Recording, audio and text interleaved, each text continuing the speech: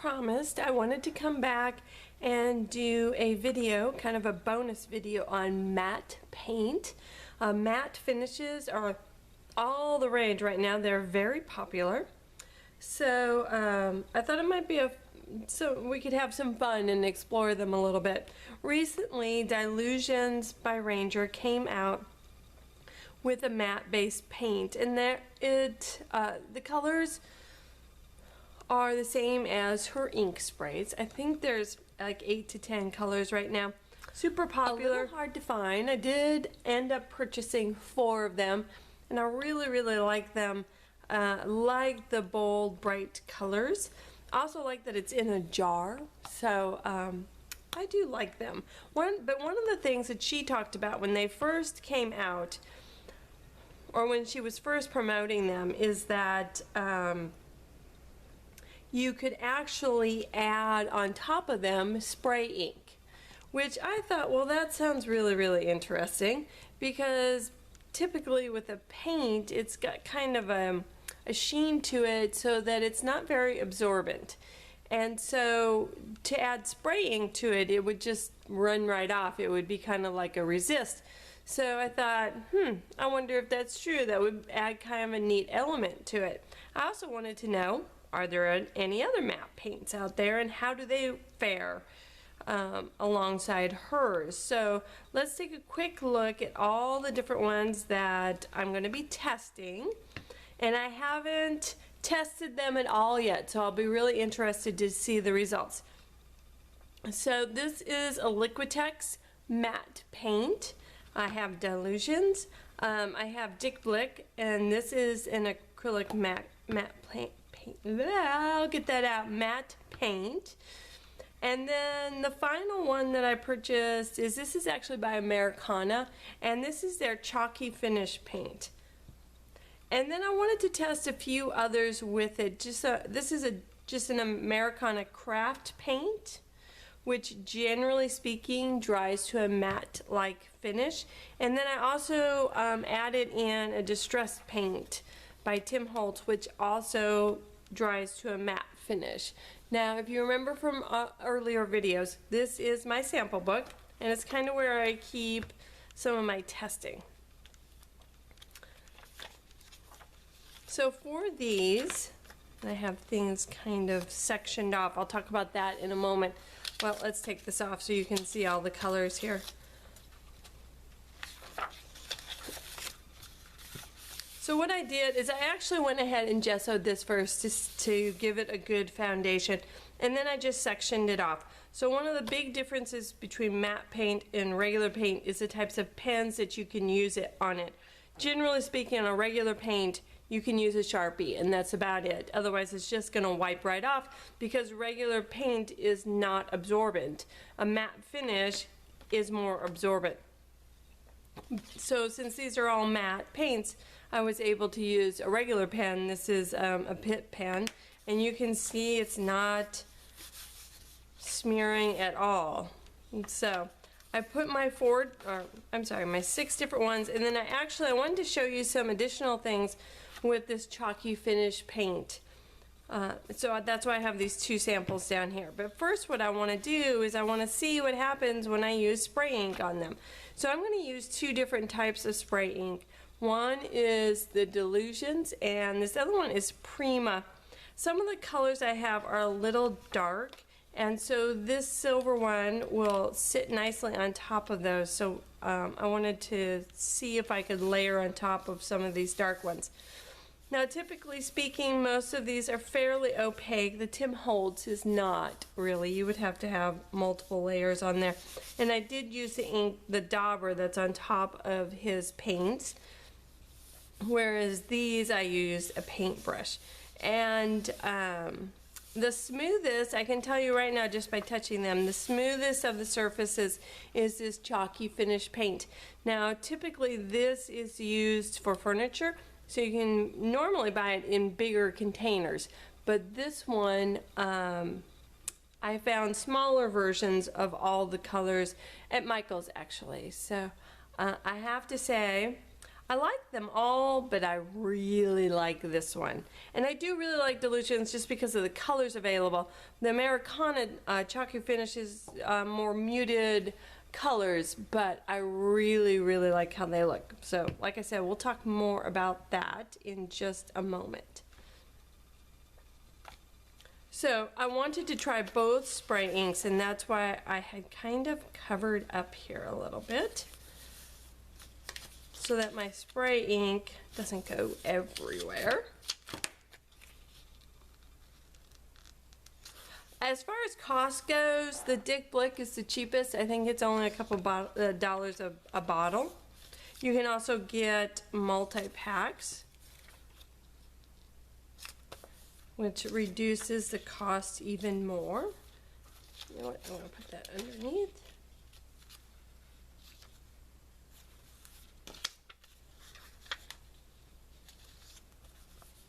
I will say, even if the spray ink thing doesn't work, it really doesn't bother me that much. I would use them anyway because I kind of like the matte finish, and I like that I can use different kinds of paints and different kinds of inks on them and not worry about it rubbing away. So let's see what we have here. We're going to start out with our Delusion ink spray. And I'm going to get something to protect my work. This is just a cardboard box, basically. Just helps keep everything from going everywhere. And of course, it might be a good idea to protect this side as well. This is just a sheet of wax paper that I use for other things. It'll help protect that a little bit.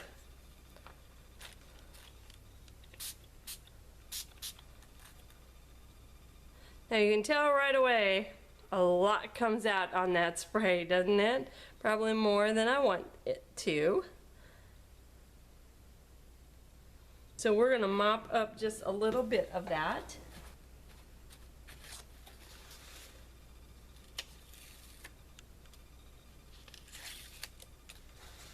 So like I said, I have not tested this at all.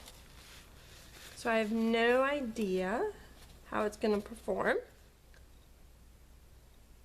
I can see right now the Dick Blick actually really accepted the color quite well, but it did change the color. They kind of melded together. The Delusions did pretty well as well, although when I start to daub it up a little bit, it releases. Whereas from the Dick Blick, nothing comes back up. So these two actually really did blend together. The Americana did a very good job of blending or absorbing it as well, but the colors are so similar it's kind of hard to tell. The Tim Holtz is not really absorbing it very well. It's more sitting on the top. So of these two, I can see the Dick Blick and the Americana are the best. That still is coming up off of there. So I'm going to hit it with a heat gun and see if that helps a little bit. Alright, now that that one is dry, it is actually layering much nicer. And even though the colors did kind of blend together a little bit, not nearly as much as they did with the Dick Blick. That almost looks black there, doesn't it?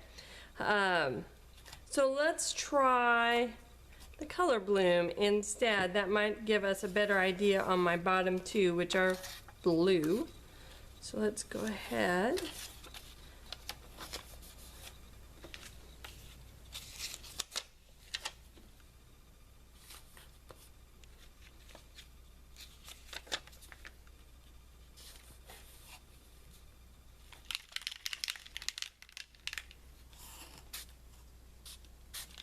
And again, a lot comes out.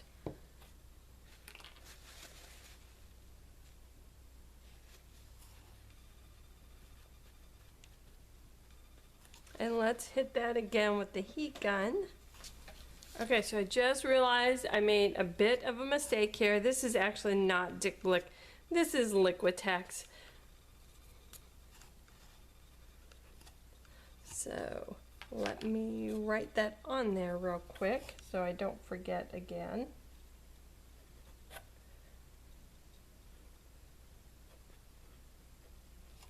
Okay, so that's the Liquitex one. I just wanted to make that correction. We will be doing Dick Blick here in a moment.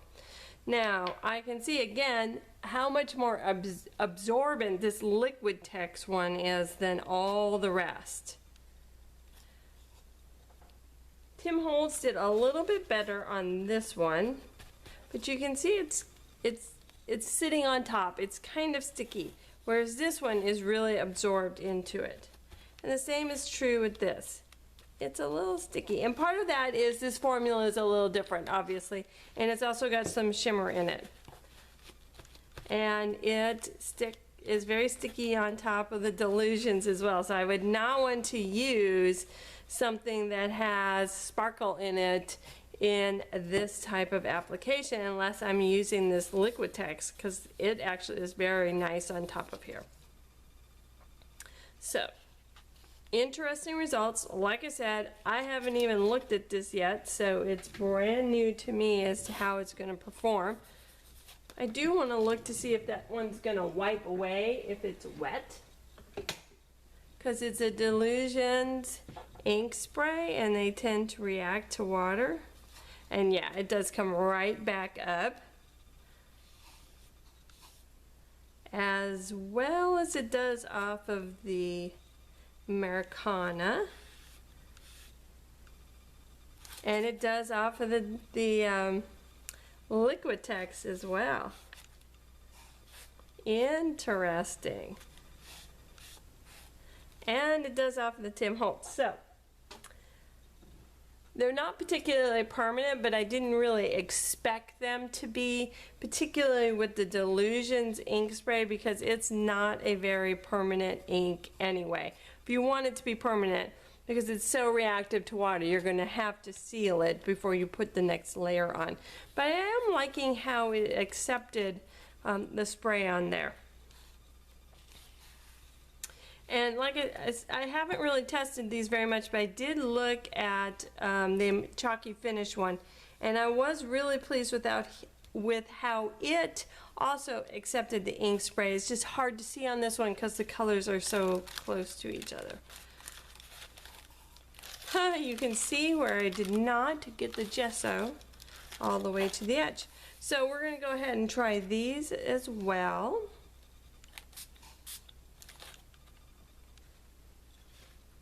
And now this one is the Dick Blick, and this is a regular craft paint.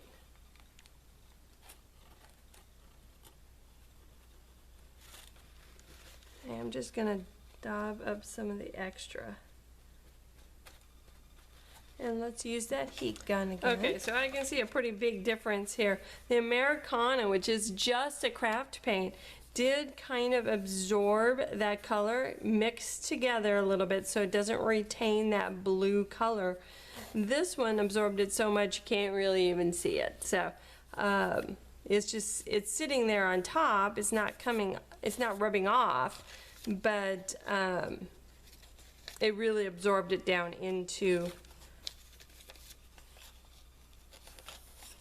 the paint so that you really can't even hardly see it. So I want to try the silver one. And you might be thinking, you know, why does this even matter? Well, it matters because someone made the claim, and then I always think, well, is that actually true? Can you actually do that? And then second, you know, when you're doing art journaling or tag art, you like to put lots of layers of things. So I want to know what's going to layer together before I start spraying away at things. And again, I'm going to go ahead and hit it with the heat gun. Okay, they're dried. It's not sticky at all on either one of these. And I did notice that as soon as I got like the little edge of where that blue is at a little wet, and it did reactivate some of the Delusion spray, which is what I would expect. It's doing the same thing over here, that it would react because it's so water reactive. It's not permanent, but I am pleased with how these feel over the top of these paint. Like I could totally do that, and so like if you have a just a clear